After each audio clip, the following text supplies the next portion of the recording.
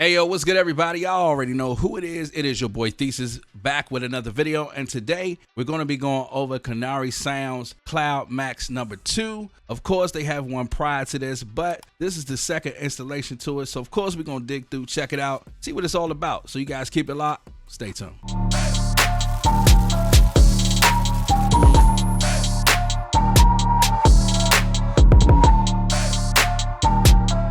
All right, so let's go over a couple of the system requirements, right? So CloudMax 2 basically has 200 factory presets. It has a studio grade DSP module that gives you quad granular engine with a dual reverb, a tape wow and flutter, a stereo control, low and high pass filter, EQ, glue compression, all that good stuff. It's actually streamlined MIDI learnable set of controls, and of course we're going to go through that as we dig through the actual GUI. And it's an easy and to use GUI with 2 views. So of course there's multiple skins that we're going to check out. So I'm going to show you guys how to get to that. Also, it has a smart randomizer technology, which includes a random texture and a random reverb, which is extremely fun.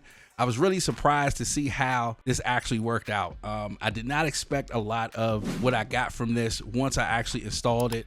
And it definitely gives you a different texture, a different feel as far as the upgrade is concerned, right? So you guys can now upgrade. If you already had CloudMax 1, then you can go ahead and upgrade it for just $19. If you already have one, you're definitely gonna want to check out and get the second one. I already have up a beat that I made to it. I'm gonna go over the beat real quick, and then we're gonna dig through the actual GUI so that you guys can get a gist of it. So let's check out the beat.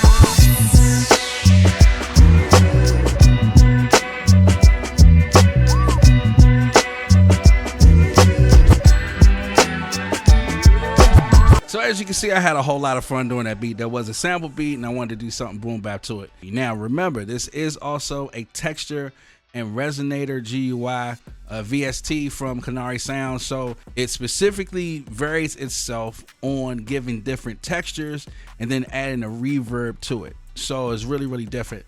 Now the sound that I used, let's see, let's go ahead and move it. I think I used it on, all right, so I used it on this sample that I did, right? So here's the sample, and I'm gonna go ahead and solo out the actual sample so that you guys can hear the difference of it. And then we're just gonna dig through a couple of the presets, and I'm gonna go through and show you guys the actual way that it works, right? So let's go over how the actual features of this GUI is. So right here is where you actually pick all of the sounds, and they have the first legacy presets in this. So if you go to the first preset gives you acoustic space, drums, guitar, keys, leads, sound design, soundscapes, vocals, right? And then once you pick that, of course, it gives you the initial sub preset that you can pick for that actual style. Of course, you have the second factory preset, so they have experimental, instrumentals, reverb only, soundscapes, and vocals. Also, you can go and then favor an actual preset that's already there, or like I said before, you can go and then just save the initial preset. On the top right part of it, this is where you see the actual volume. Of course, you're not necessarily going to need that per se, but that's what that is. On the bottom right hand part, or the bottom middle part section of it, is where you have different textures and reverbs. And this is the section where you can go and do a randomization of your texture or randomization of your reverb, which is really fun. You have different presets in which you can change.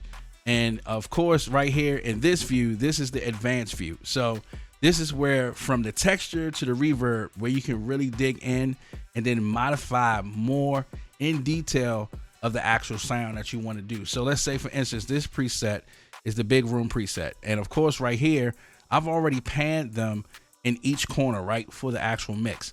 So what I'll do is I'll play this preset so that you guys can hear it. And then you might want to put on your actual earphones to hear how the actual panning will go.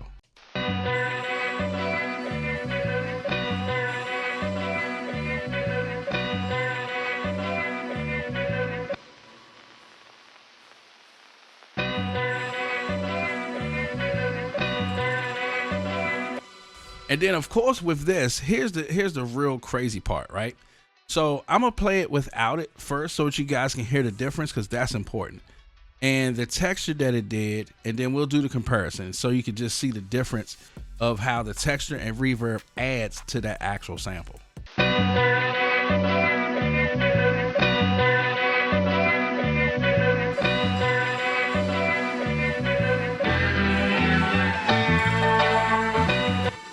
So it adds a whole different feel of texture and sound.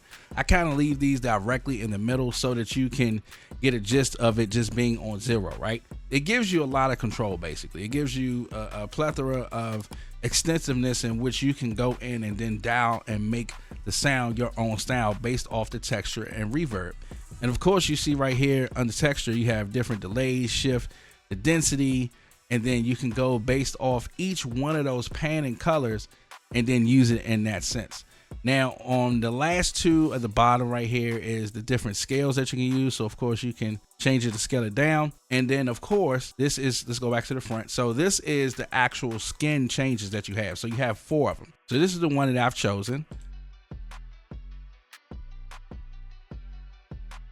And then you have just a straightforward, I'll say just this generic neutral tone, right? Usually for VST plugins, effects wise, I usually wouldn't, push too much to certain ones, but this one is different only in the sense of how it gives you a different feel for a specific sound that you're already using. So to me, that's a huge plus. And again, you can go make your own and then save it and then create your own custom sound. So within that, I think they did a really great job. Definitely make sure that you guys drop down to the link in the description if you guys are interested in keep checking this out. I greatly appreciate everybody coming through. Another one done, another one in the books. You guys already know who it is. It's your boy Thesis. Peace.